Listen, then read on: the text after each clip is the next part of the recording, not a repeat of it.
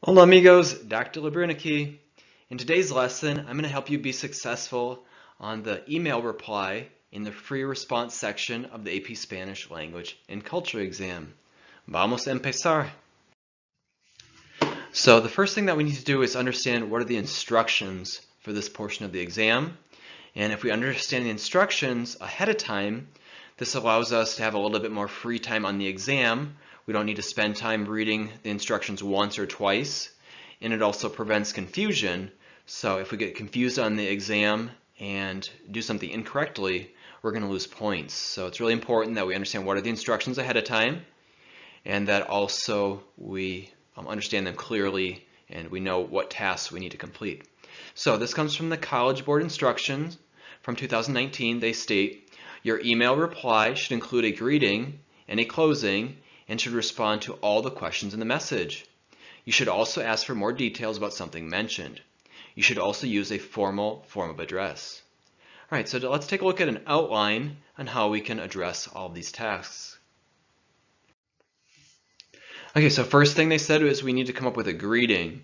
So you may want to use a phrase like querido or querida, which means dear, and then have that match the gender of the person that we're talking to.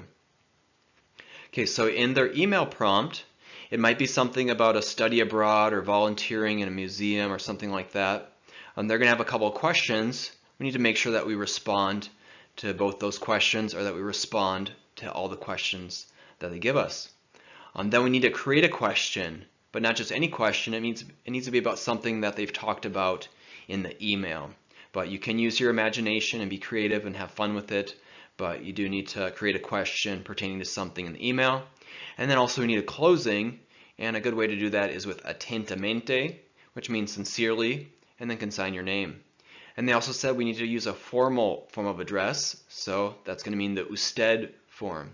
So typically we use the to form more often than the usted form, and that's what they want to test you on, is to see if you're able to use the usted form. So up next, let's take a look at a few ways that we can use the usted form.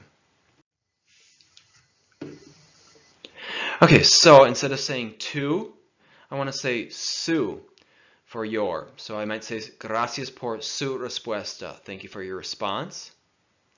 And then instead of saying para ti, I'm going to say para usted. Yo tengo una pregunta para usted. I have a question for you. And then instead of saying te, I'm going to use le. Yo quiero agradecerle. I want to thank you. So those are ways that we can form the usted form, and they're different than the to form, which we more typically use, but that's what they want to test us on. Then up next, let's take a look at just a hint about how to use por and par, which sometimes can be tricky for students.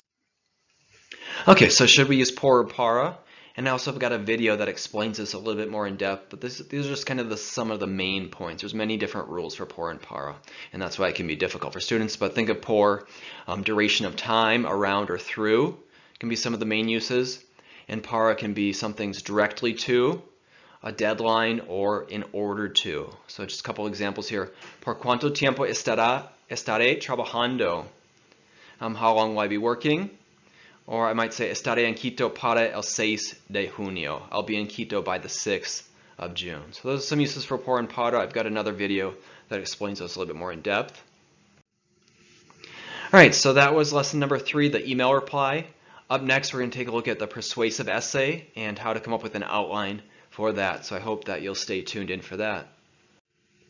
All right, thanks for watching. Remember, if you click the subscribe button, it gives you free access to all of my videos. Y gracias por mirar.